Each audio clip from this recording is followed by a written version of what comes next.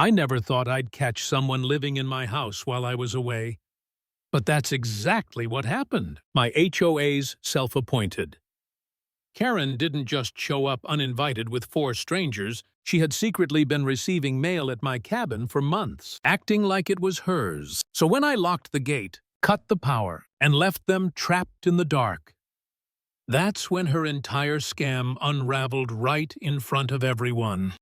Act 1. The Spark of Conflict. My name's Jake Morrison. I'm 34, and I work as a master electrician in Colorado. 3 years ago, I bought a cabin halfway up a mountain road, just trees, silence, and sky. I wired every inch myself, set up cameras, alarms, and a custom electrical system. It was supposed to be my sanctuary. No neighbors, no ho drama, no nonsense. But apparently, peace doesn't last when a Karen has her eyes on you. It started small. At least I thought so. One Friday afternoon, I was rotating tires on my truck when my flashlight caught something metal. Stuck under the bumper was a GPS tracker, not some Amazon junk, but professional grade, with magnets and a 3-month battery. My stomach dropped. Somebody was tracking me. 2 days later, I got my answer. I'm sipping coffee on the deck when I hear engines straining up the mountain road. First a white commercial van, then a black SUV. Out steps her. Sharon Lewis. She called herself Community Relations Coordinator for our HOA, a title she basically made up. She had on this cheap blazer and carried a bottle of wine like she was Queen of the Mountain. Jake, she yelled with that fake cheeriness. Surprise. I brought my executive retreat participants. Isn't this perfect? She waved the bottle like she was conducting an orchestra, grinning as if she hadn't just trespassed on my property with 4 strangers in tow. They looked cold and confused, glancing around like, what did we just sign up for?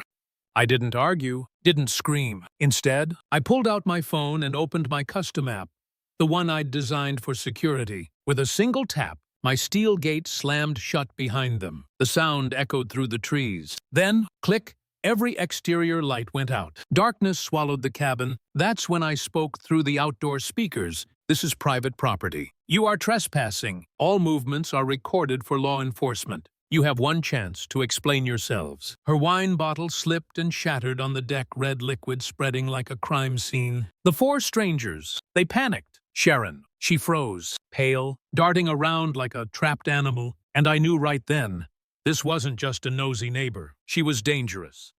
Act.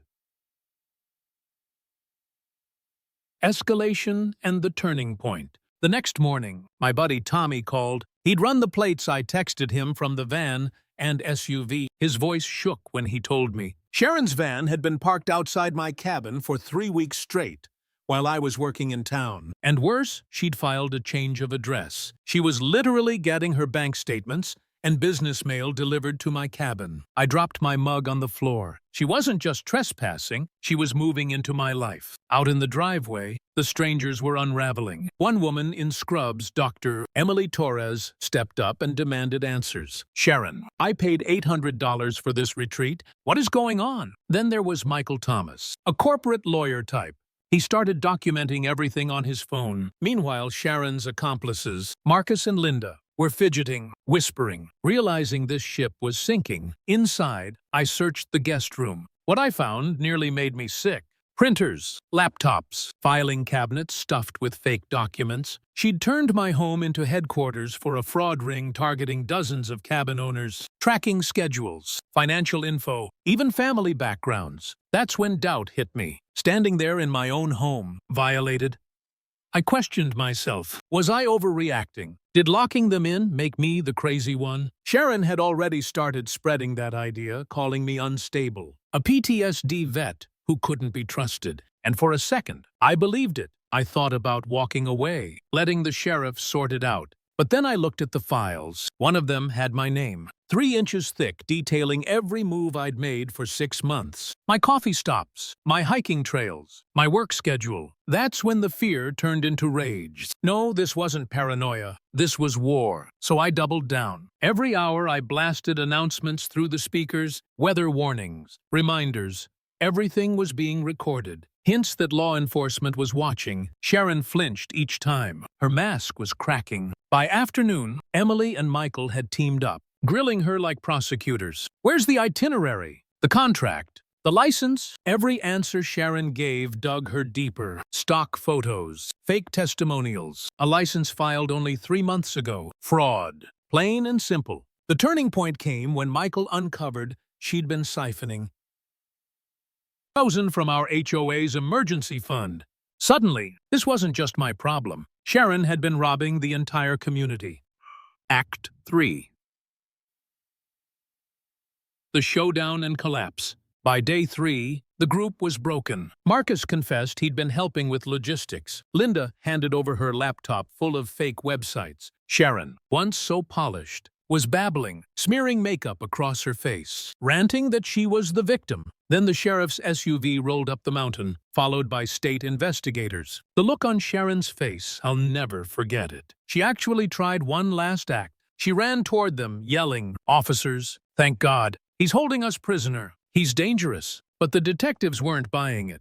They'd already seen the GPS tracker, the cameras, the files in my guest room, the statements from her own retreat participants. Detective Williams read the charges: identity theft, mail fraud, embezzlement, conspiracy. Sharon's knees buckled. She screamed, "You can't do this to me. I'm respected. I have connections." But the cuffs clicked shut anyway. And just when you thought it couldn't get worse for her, her own daughter, Amy, came forward. She admitted Sharon had forced her to catfish me online, pretending to be different women to gather personal info. Worse, Amy revealed her mom had been planning to claim ownership of my cabin outright, even researching ways to get rid of me if I didn't cave. That was the death blow. In court, the judge called Sharon a predator who exploited vulnerable people. Sentence: and after 12 years in state prison, plus restitution and probation after release.